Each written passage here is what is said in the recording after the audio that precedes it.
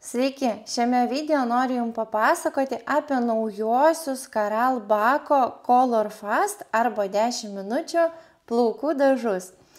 Mano vardas yra Margarita, aš esu Karal Lietuva komandos narė ir dirbu su šiuo brendu nuo 2012 metų ir tikrai turiu kuo su Jumis pasidalinti.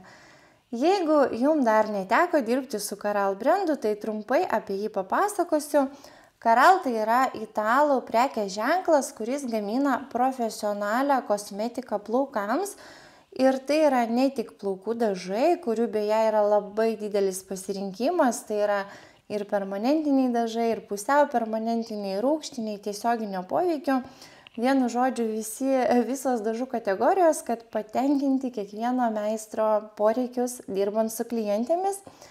Bet taip pat Karal gamina ir siūlo meistrams labai plačią trichologinę liniją, tai yra galvos odos problemoms spręsti liniją, taip pat turi ir labai efektyvių atstatomųjų procedūrų atkurti pažeistų plaukų struktūrą.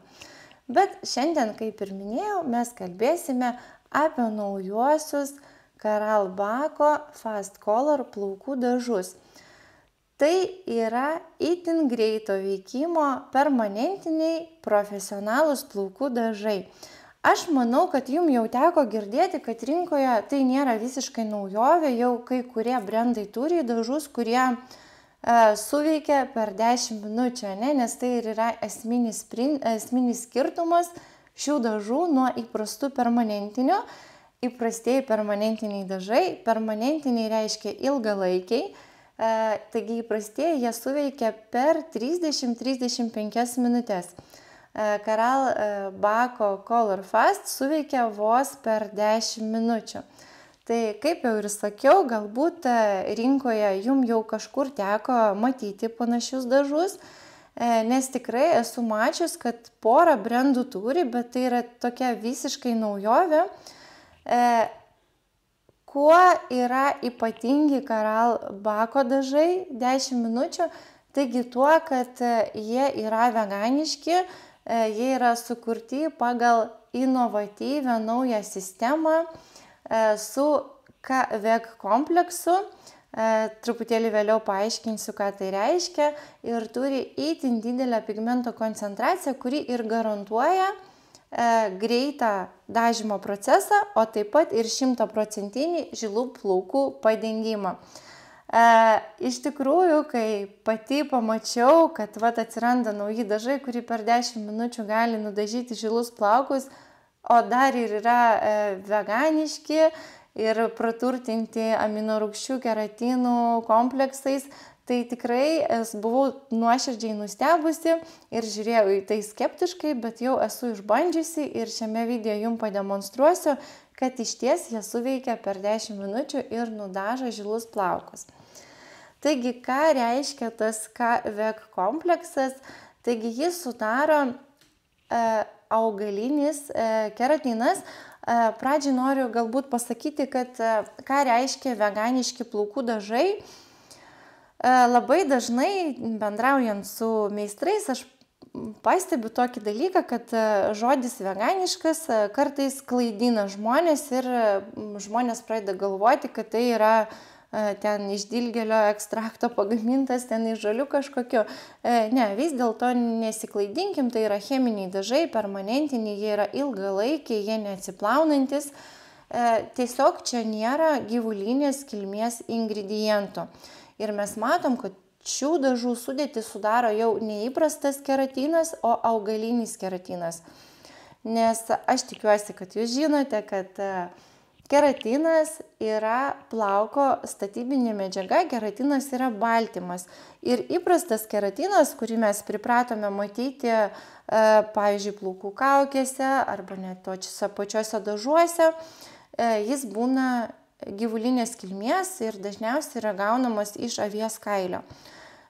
Taigi čia jau Karal brendas pakeitė tą įprastą keratiną augaliniu, taip pat įdėjo aminorūgščių kompleksą bei marulų aliejų.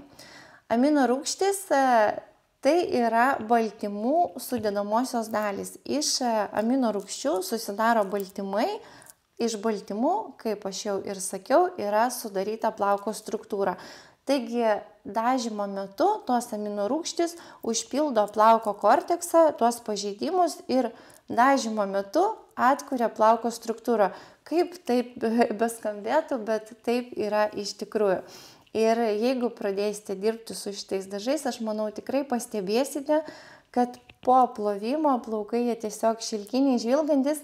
Nors aš manau, kad jeigu jums teko dirbti su Karal brendu, jūs pastebėjote, kad Karal gamina išties puikios sudėties produktus.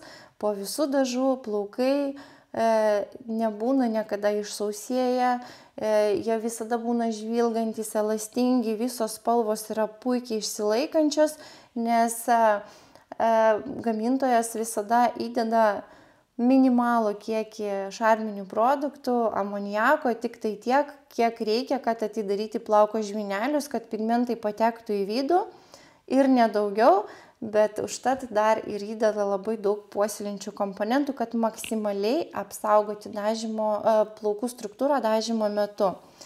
Taigi, amino rūgščių ir augalinių baltymų kompleksas, jis atkuria ir apsaugo plaukų struktūrą bei užtikrina ilgalaikį spalvos išsilaikymą. Marulų aliejus pasižymi intensyviomis drėkinančiomis savybėmis, suteikia spalvą žvilgesio, ryškumo ir maksimalų blizgesį. Aplamai marulų aliejus tai yra tas dalykas, kuris padeda žvyneliams susiklijuoti po dažymo ir neatkilti. Ta prasme, jis tiesiog sukuria tą tokį lipidinį apsauginį plaukų sluoksnį, kad ir pigmentai neišsiplautų iš plaukų, bet kad ir plaukai neprarastų žvilgesio, kad nesiveltų, kad būtų gyvybingi. Na ir itin didelė pigmentų koncentracija bei amino rūgščių kompleksas ir užtikrina 100% žilų padengimą vos per 10 minučių. Aš jums prisipažinsiu, aš esu koloristė, aš kaip praktikė esu ir kai tik pamačiau, kad dažai nudažo žilus plaukus per 10 minučių, pradėjau galvoti, kad jie yra galbūt labiau šarminiai, galbūt ten yra daugiau įdėta amoniako, kad greičiau atsidarytų žvynelis, kad pigmentai eitų giliau į plauką arba greičiau. Ir žinokit, aš turiu pH matuoklį darbe, salone, tai mes su kolegėmis žiūrėjom pH, tai šių dažų pH yra toks pat kaip ir Karal Bako, kaip ir Marajas dažų pH, tai reiškia, kad jie nėra labiau šarminiai, net šiek tiek tas pH yra švelnesnis. Jeigu jums tai yra nepažįstamas žodis, tai aš truputėlį taip trumpai, tai kuo dažų pH yra aukštesnis, reiškia, jie yra labiau šarminiai ir reiškia, kad jie yra labiau agresyvūs plauko struktūrai. Taigi šie dažai tikrai nėra, aš tuo įsitikinau pati, aš kaip ir sakiau, jau turiu pH matuoklį, aš viską ištestavau prieš dažant savo klientės. Taigi, tikrai labai nustebau, bet kaip man paaiškino pagrindinė technologė iš Italijos, tai kad ta greita tokia pigmentų polimerizacija, patekimas į plaukus įvyksta vien dėl to, kad pirmas dalykas pigmentų yra daugiau ir ta naujoviška amino rūgščių technologija, tas kompleksas užtikrina itin greitą patekimą į plauko korteksą ir tie pigmentai ten užsifiksuoja, stabilizuojasi ir išsilaiko itin ilgą laiką. Na ir naudojimas, tai šitie dažai yra naudojami su įprastais Karal oksidantais ir juos galima, tik tai svarbu maišymo santykis nuo Karal Bako skiriasi ir Karal Bako mes maišom 1:1,5, čia jau maišymo santykis yra 1:1, bet dažai nėra tirštesni, iš tikrųjų jų užtenka, tai tiesiog kaip pavyzdys, Karal Bako šaknų dažymui aš naudoju visada 60 gramų dažų ir, 40 gramų dažų ir 60 ml oksidanto. Tai va tokio kiekio man užtenka šaknų dažymui. Tai šių dažų užtenka 40 gramų dažų ir 40 oksidanto, tikrai daugiau nereikia, jie yra labai skalsūs, labai puikiai aplikuojasi ir tikrai nėra, kad nors maišymo santykis yra mažesnis, tai nereiškia, kad išeiga yra didesnė. Tikrai ne. Taigi, maišyti galima su 3, 6 arba 9 procentais priklausomai nuo norimo rezultato. Taigi, jeigu jūs norėsite užtamsinti, naudojame 3 procentus. Jeigu dažome tonų šviesiau, galima naudoti 6 procentų ir jeigu jūs norite pašviesinti 2 tonais, naudokite 9 procentų oksidantą. Tai čia mes kalbame apie natūralių plaukų dažymą arba plaukų dažymą, kai yra labai nedidelis žilų plaukų procentas. Bet jeigu jūs dažysite, pavyzdžiui, kai yra daugiau žilų plaukų, tai čia jau tokia klasikinė rekomendacija, naudojame 6 procentų oksidantą žiliem plaukam. Aš šiek tiek vėliau dar įjungsiu video, pademonstruosiu atliktą plaukų dažymą, tai ten aš dažiau tonas į toną su 3 procentais, ten buvo nedidelis žilų plaukų kiekis, bet puikiai pasidengė. Taigi, dažant žilus plaukus, dažus reikia pradėti tepti nuo zonų, kuriuose yra didžiausia žilų plaukų koncentracija. Tai reiškia, kad dažniausiai, kur mes matome, tai yra smilkiniai, tai tiesiog gamintojas rekomenduoja, bet šiaip yra logiška užtepti daugiau ant tų vietų, kur žilų plaukų yra daugiau. Ir paskui jau toliau šaknis. Ir kai užtepėt šaknis, palikite veikti 10 minučių. Čia noriu pasakyti, kad kadangi dažai yra itin greiti, tai reiškia, kad ir dirbti su jais reikia itin greitai. Jau dažus paruoškite pradžiai savo klientą, tai pasodinkite į kėdę, uždėkite peniuarą. Jeigu naudojate barjerinį kremą, užtepkite kremą ir tik tai tada eikite maišyti dažus. Nes kai tik jūs užmaišėt dažus, sumaišėt su oksidantu, iškart prasideda cheminė reakcija ir laikas jau tiksi. Todėl sumaišom prieš tepant. Tai yra labai svarbu. Ir tepam labai greitai. Taip pat noriu pridurti, kad šitie dažai jie netinka visų plaukų dažymui. Kodėl? Todėl, kad užtepimas yra labai ilgas. Jeigu yra poreikis, jūs galite juos palikti iki 15 minučių, bet ilgiau jau laikyti gamintojas nerekomenduoja, nes dažai gali nutamsėti. Dabar ką reiškia yra poreikis? Jeigu matote, kad žilų plaukų yra itin didelis procentas ir praėjus 10 minučių jūs nubraukėt ir jums atrodo, kad lygtai dar nėra to 100% padengimo, jūs galite dar kelias minutės išlaikyti. Bet neviršijam nurodyto išlaikymo laiko ir dirbam greitai. Jeigu reikia atnaujinti ilgio spalvą, nes šie dažai tinka tik tai šaknų dažymui ir neužilgo aš jums pademonstruosiu, ką daryti, jeigu, pavyzdžiui, reikia ir ilgio spalvą atnaujinti. Taigi, pasibaigus išlaikymo laikui, tai kaip ir visus dažus mes jau plautuviai suemulguojame ir nuplauname. Nuplauti rekomenduojama su Caral Bako Post Color šampūnu ir kondicionieriumi. Tai yra labai svarbu, nes Post Color šampūnas ir kondicionierius jie stabilizuoja plauko pH bei užtikrina ilgalaikį spalvos išsilaikymą.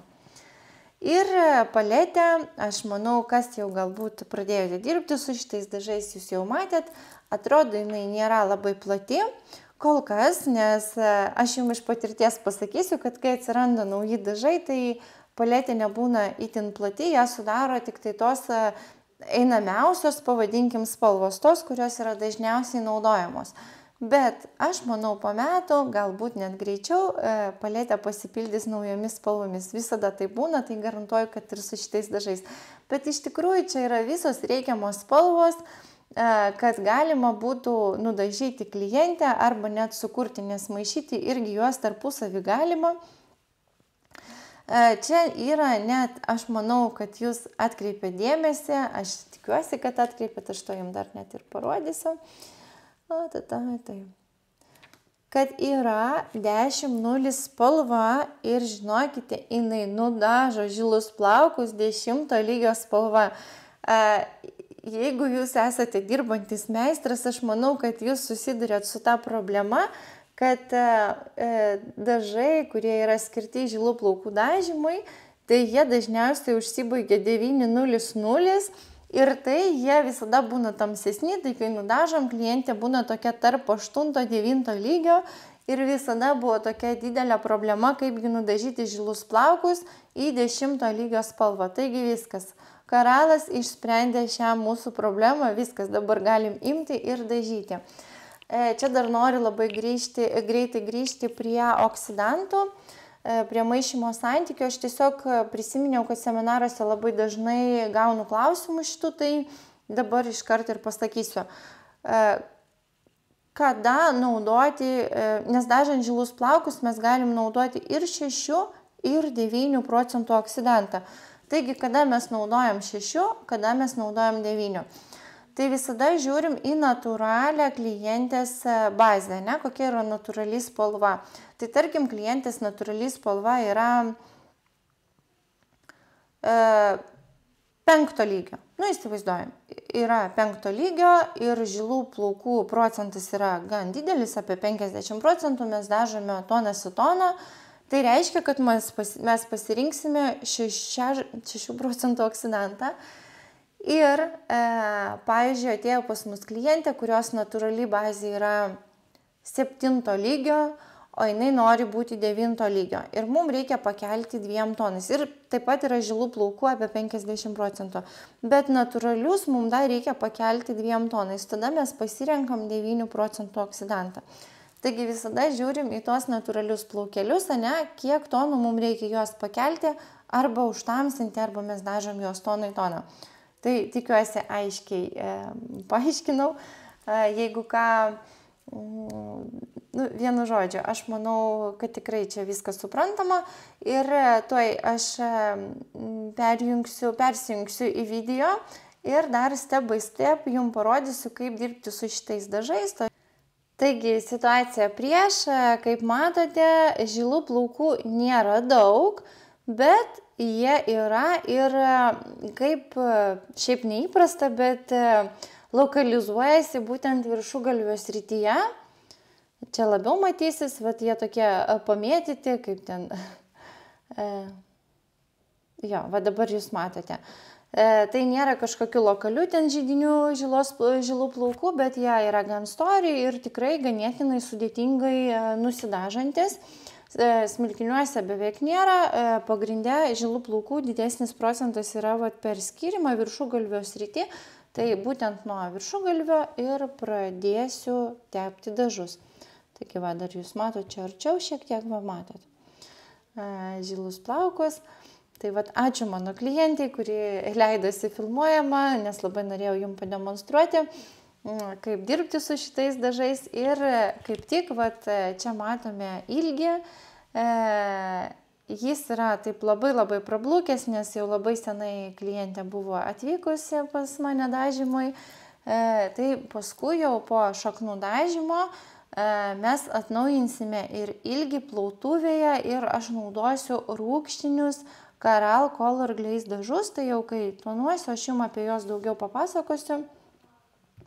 Dabar, kaip ir sakiau, svarbiausias dalykas yra paruošti klientą, pasodinam į kėdę, parenkam spalvą, uždedam peniuarą, jeigu naudojam barjerinį kremą, aš tai labai mėgstu jų naudoti, aš visada, jeigu ne, tai ne, bet jeigu naudojat, tai iškart užtepat. Pasiruošėte darbo įrankius, ten šepetėlį, pirštinės, staliuką ir tik tai tada mes sumaišom dažus, nes nuo to momento, kai jūs sumaišėt, viskas, prasidėjo cheminė reakcija. Ir jeigu dar su permanentiniais dažais kartais mes ten galim sumaišyti ir ten porą minučių luktelt, čia taip daryti negalima. Ir aš čia pagreitinau, kad jums neprailgtų žiūrėjimo laikas, bet tepam labai greitai.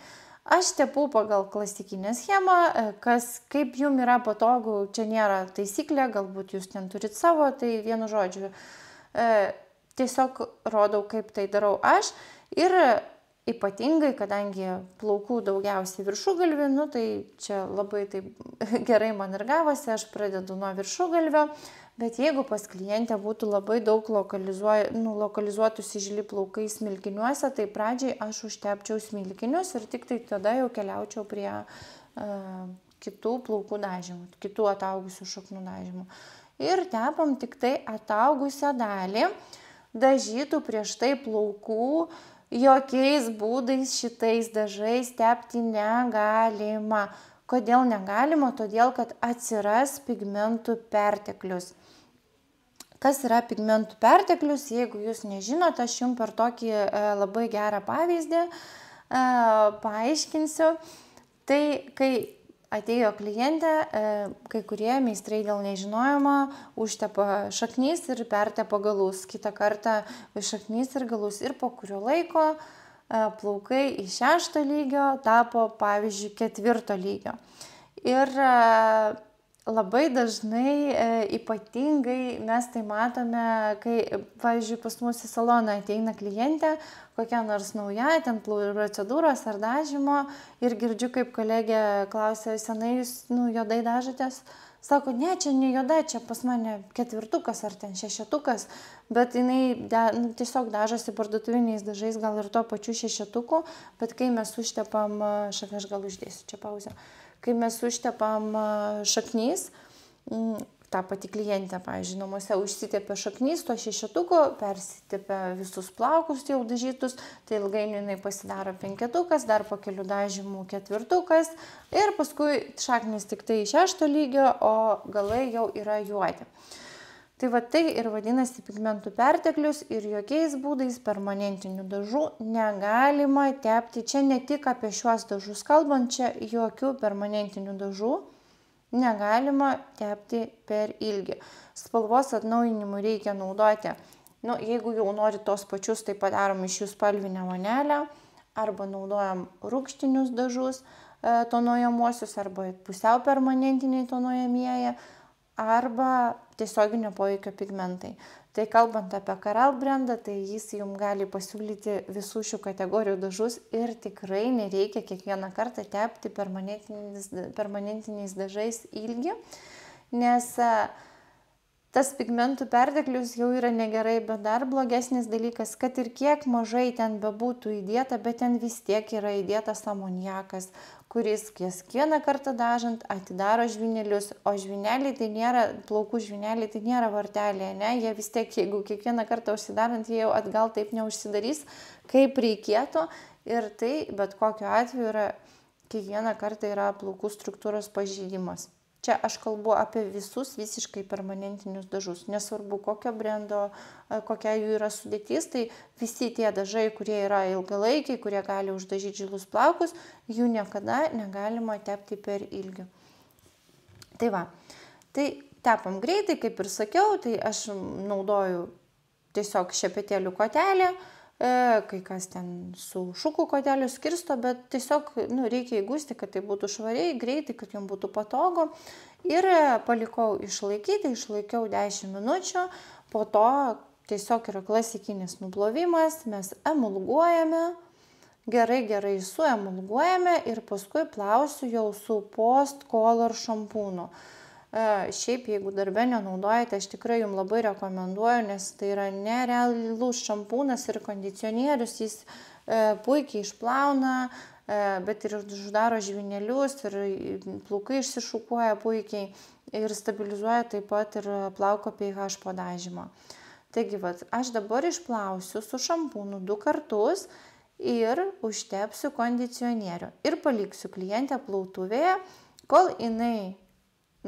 kol tas kondicionierius veiks, aš eisiu sumaišysiu Caral Color Glaze dažus, nes būtent su jais aš atnaujinsiu spalvą.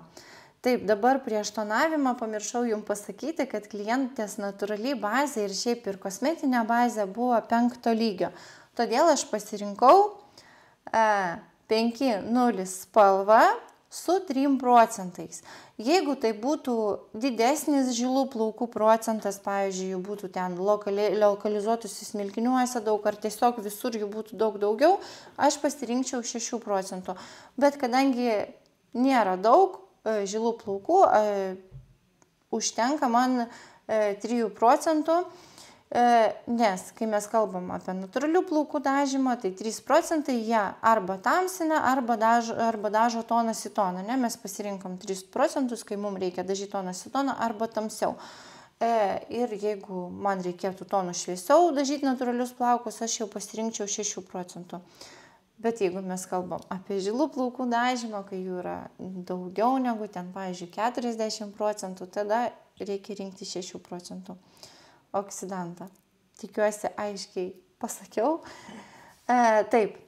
Ir taigi, ilgis buvo kosmetinė bazė 5 lygio, bet jinai jau buvo išblukusi ir tokia nuryžėjusi, pasakykim, tai buitiškai po vasaros, dar ten po atostogų, tas spalva buvo ne šalta, ne neutrali, bet jinai tokia nuryžėjusi buvo. Čia klientės žodžiais sakau.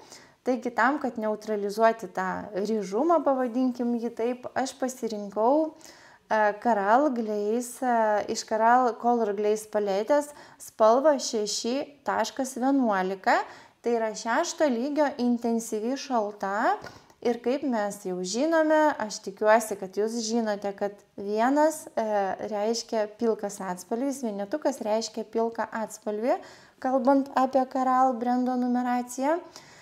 Ir 1.1 tai reiškia, kad yra pastiprintas pilkas atspalvis ir pilka tai yra spalva, kuri neutralizuoja pilkus ar oranžinius tonus, atsiprašau labai. Kodėl taip yra? Todėl, kad pilka yra pagaminta iš mėlyno pigmento. Mėlynas, tai jau, manau, tikrai visi žino, kad mėlynas neutralizuoja oranžinius tonus.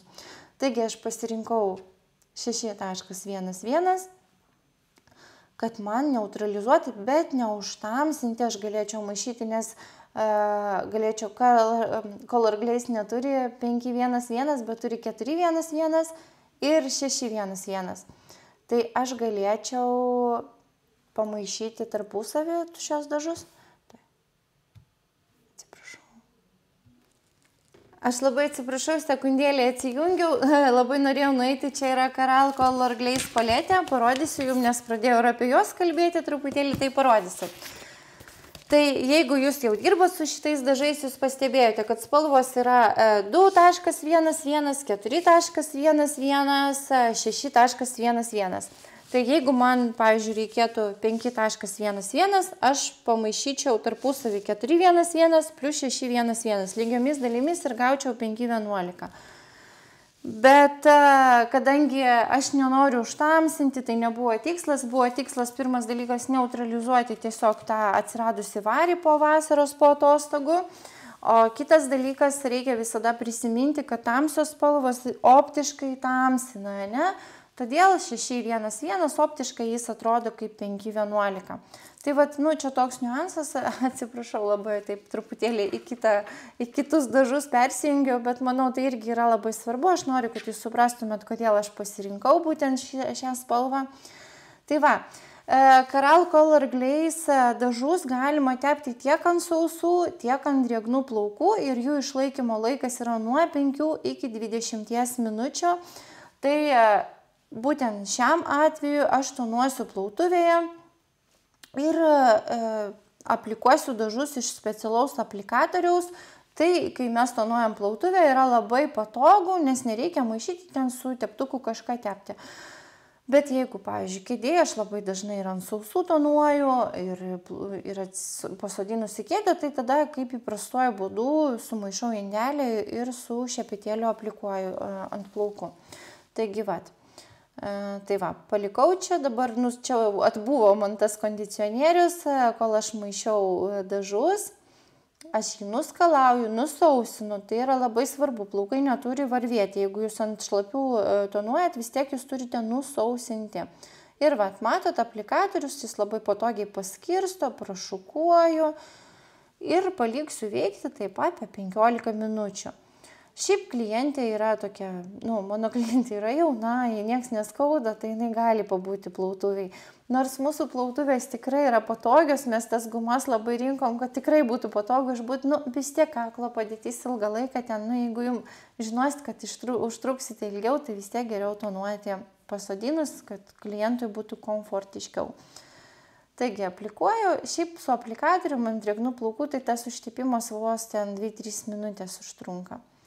Ir prasišukuojam, jie yra geliniai, jie labai puikiai pasiskirsto. Ir dabar paliksiu veikti apie 15 minučių. Taip, dabar pasakysiu, kaip nuploviau. Taigi, nuplovimas buvo su Caral Post Color šampūnu vieną kartą, nes prieš tai aš jau 2 kartus išploviau, plaukai švarūs, permanentinių dažų likučius aš jau pašalinau, o šituos tai iš tikrųjų jie yra Caral Color Glaze, tie rūgštiniai dažai, tonuojamieji, kuriuos aš naudojau, jie yra antiek to subalansuoto pH, kad galima juos net tiesiog nuskalauti, gerai nuskalauti, net nebūtina naudoti šampūno. Nes ten ypatingai tokia draugiška galvos odai ir plaukams formulė, jinai neatidaro žvynelių, ten labai daug paslenčių komponentų. Tai jeigu norite, pavyzdžiui, kad jums išsilaikytų ilgiau spalva, tai galima tiesiog kruopščiai nuskalauti ir uždėti kondicionierių. Ir jie šiaip patys tokie muilinasi, galima juos išamulguoti gerai. Bet aš vis tiek mėgstu vis dėlto nuplauti. Tai vieną kartą su Post Color šampūnu ir tada dar kartelį uždėjau kondicionierių. Ir viskas, dabar nusausinu, būtinai užtepsiu nenuplaunamas plaukų priežiūros priemonės, tai yra Caral Black Charcoal, tai yra tamsių plaukų priežiūrai nenuplaunamas kondicionierius, kuris neutralizuoja šiltus tonus, ir būtinai užpurškiau apsaugą nuo karščio. Tai aš naudojau Diamond Smooth, jinai tokia yra lengva, neapsunkinanti, tokia labai labai mano mėgstama, jos kvapas labai yra prabangus. Ir čia jau mes matome rezultatą, jau matote, kad viskas puikiai pasidengia, plaukai ypatingai žvilga. Ir kaip žvilga ilgis po dažymo su Color Glaze dažais, tai plaukai atrodo kaip po procedūros ir jie ir jaučiasi kaip po procedūros, nes jų sudėtį įeina ir elastinas, ir keramida, ir hialurono rūgštis, tai yra tonavimas, kuris prilygsta atstatomai procedūrai. Taigi jau viskas. Aš tikiuosi, kad jums buvo šis video naudingas ir kad jis jums palengvins darbo pradžią su naujaisiais Caral Fast Color 10 minučių dažais. Ir dar noriu kartelį prieš atsisveikinant pasikartoti, kad kuo šie dažai yra ypatingi ir kuo jie skiriasi nuo panašių greito veikimo dažų, kurie yra rinkoje, ogi tuo, tai aš paimsiu paletę, ogi tuo, kad čia yra naudojama inovatyvi, naujoviška technologija, kad čia nėra gyvulinės kilmės ingredientų, kas šiais laikais yra labai svarbu, nes labai daug žmonių dabar atsisako produktų, kurių sudėtyje yra gyvulinės kilmės ingredientų. Kasgi yra tie gyvulinės kilmės ingredientai, tai yra tas pats įprastas keratinas, kuris yra gaunamas iš avies kailio arba ten ragų kanopų, arba tas pats ir kolagenas, nes jis taip pat yra gyvulinės kilmės produktas, ir visokie dažikliai, ten karminai ir taip toliau, jų iš tikrųjų sąrašas nėra mažas. Tai Caralas jau sukūrė naują visiškai technologiją ir tie anksčiau, sakyčiau, galbūt tie pirmieji dažai, kurie atsirasdavo rinkoje, jie buvo labiau šarminiai, jie buvo labiau agresyvūs ir dėka to jie tiesiog greičiau nudažydavo plaukus. Aš nenoriu dabar čia konkrečiai apie kažkokius brandus sakyti, bet taip visumoj.